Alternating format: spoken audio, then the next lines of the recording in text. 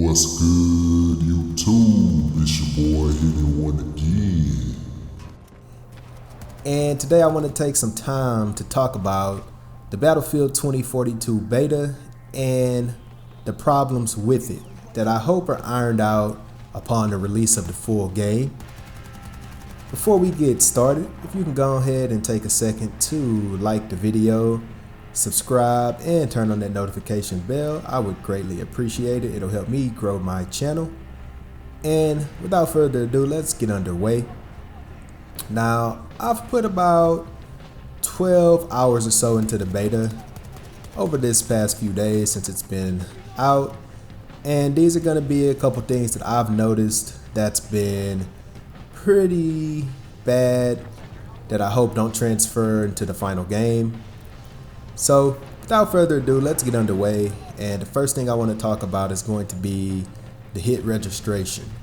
Now, the hit registration in Battlefield 2042 beta is pretty bad.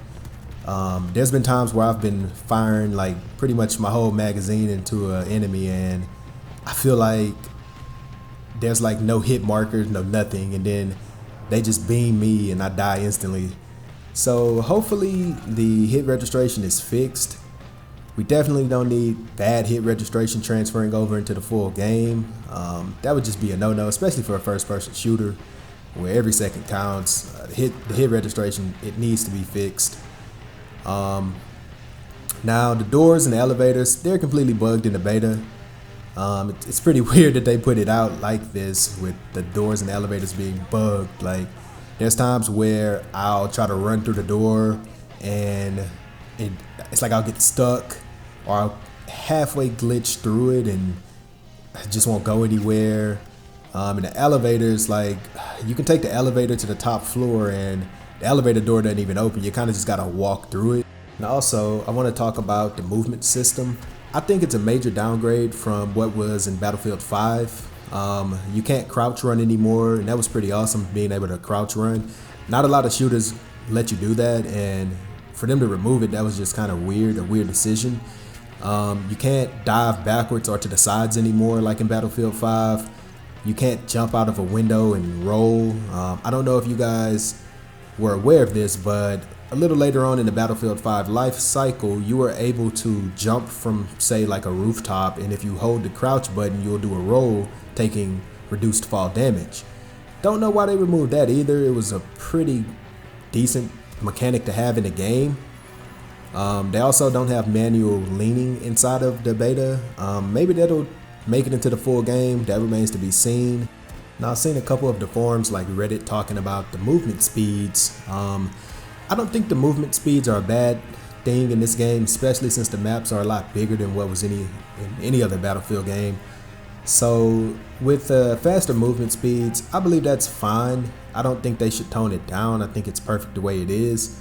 Now, a lot of people are using the specialist McKay, specifically because he gets a slight speed advantage whenever you aim down sights. It kind of makes him a little harder to hit. Also, the grapple hook, I think they should probably increase the cooldown time on it just a little. You know, everybody's using McKay. It's the McKay meta right now. It's the grapple hook meta. So the grapple hook is pretty good in this game. Like, it's so versatile in what you can do with it to just get to higher places and whatnot to get that advantage on the enemy. So yeah, I think they should increase the cooldown on the grapple hook just a little. You know, we don't need grapple field 2042, so maybe they can tone it down a little. Now in the playtest, the grapple hook was not as good, I'll tell you that, but it's pretty good right as it stands now. But I do believe a cooldown time slightly increased would be a little better for the grapple hook. Some other things. Now, it's kind of hard to tell friendly from enemies. I want to say that has to do with the fact that they're going with specialists, and I'm honestly not a fan of them replacing factions with specialists. You can't really tell friendly from enemy because everybody's running pretty much the same characters on both teams. So, and also sometimes I don't see the enemy's name pop up over them until it's too late. Like, they'll be right in front of me and then the red indicator will pop up over their head. So Again, I think that's just kind of like a little glitch. I doubt that makes it into the full game. Hopefully not. But yeah, I really don't like specialists, but I mean pretty much every first person shooter is doing specialists nowadays. So I guess that's just kind of the way going forward for these developers when they make these shooters, because I mean, you know, you can sell those microtransactions with all the different specialist skins and whatnot. So that's just gonna be a thing we'll have to deal with. But I really wish factions did make a return. Now, the performance on PC is, if you have a really high-end graphics card, at least in this beta, you're probably fine. But if you're someone like me who still has a pretty old graphics card, again, like I mentioned in my last video, I'm running a GTX 1080, and man, I can only get about 45 frames. As soon as any kind of action happens, my frame dips. So gunfights are pretty hard in this game, for me at least, with the bad frame rate. I want to say it's just because it's the beta, and the beta is of course unoptimized. They definitely have some work to do, and you know, it's really hard to get your hands on the new graphics cards unless you want to pay that scalper tax, and I'm not doing it. I'll wait patiently until I can get my hands on maybe a 3080 or 3080 Ti, whichever. But if you're running on older hardware, just be warned that the game may not perform how you're expecting it to.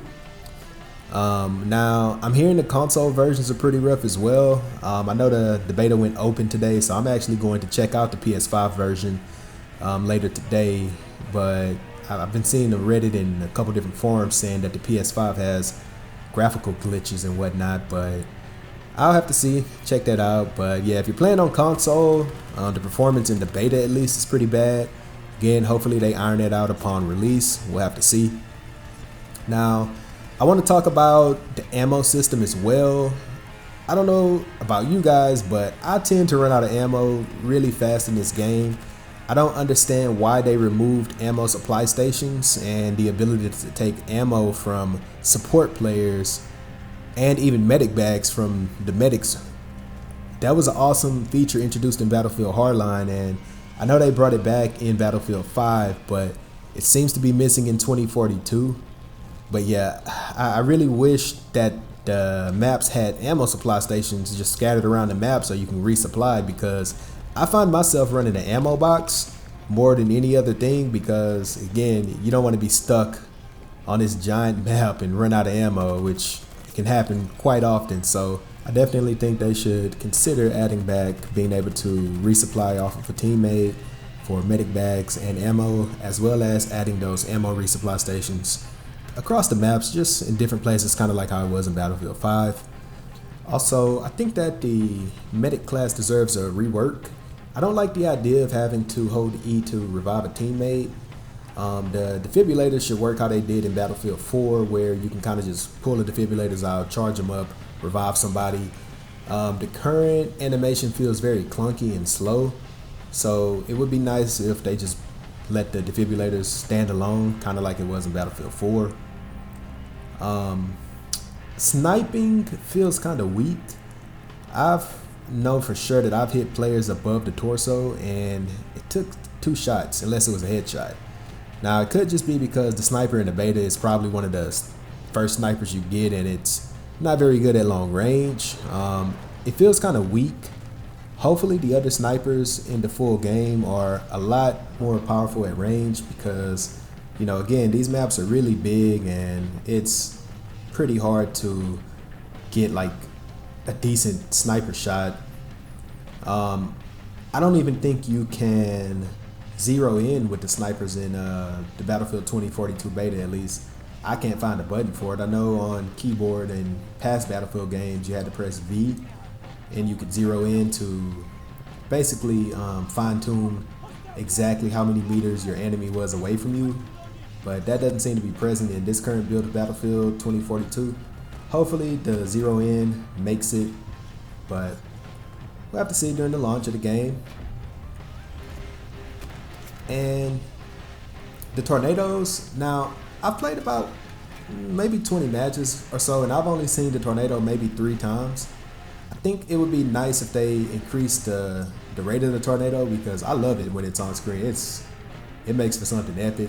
Now, that opinion maybe will change after you've seen it a million times, you know, but at the moment, I just kind of want to see the tornado, man. So hopefully they increase the rate of seeing the tornado. I know, again, like I mentioned in my past video, that some of the content creators played Battlefield 2042 a couple months back, and they were saying how the tornado kind of disrupted the flow of the game. But man, you know, DICE basically put it down to a 1 in 20 chance of seeing the tornado. So basically, you only see the tornado 1 out of every 20 matches. It's pretty rare now, so hopefully they increase the rate just a little bit, because I've only seen it 3 times, again, out of about 20 matches or so. And the last thing I want to talk about is the HUD, the HUD, the heads-up display. I think it needs a lot of work. It's kind of hard to tell where the objective is sometimes, and things feel out of place, such as when you're getting objective play points, or if your teammate spawns on you, it's at the far right instead of centered like in the past games. I really think they should take a look back at the Battlefield 3 UI. I think that was one of the best ones DICE made, and I don't understand why they couldn't just mirror that one for 2042. It had a lot of style to it. The Battlefield 3 UI was really good. Or I mean, even if they want to use the Battlefield 4 UI, both of those are really good. So hopefully they rework the UI, because as it stands, it's kind of ugly. I actually don't really like the colors of it. That's just me nitpicking. That light blue or cyan, whatever color that is, it's kind of ugly. So maybe they can darken it a little. I don't know. But yeah, these are just my thoughts on the Battlefield 2042 beta, and things that I think could be changed, things I think that could be better. As a longtime Battlefield fan, I just wanted to get my opinion out there. And I know DICE will probably never see this video, but that'd be awesome if they did. But yeah, let me know below what you guys think. Leave a comment. Let me know your thoughts. Are you guys having fun in the beta? Are you getting it on launch day, November 19th? And if you made it this far into the video, I greatly appreciate it. If you can take just a second to like the video, turn on that notification bell, subscribe, turn on the notification bell in that order. I greatly appreciate it again, man. I'm having fun doing this YouTube thing, and I appreciate the support. That's all I can say. So, as always, y'all have a good day. Y'all stay wavy. I'll catch y'all in the next one. Hitting one out.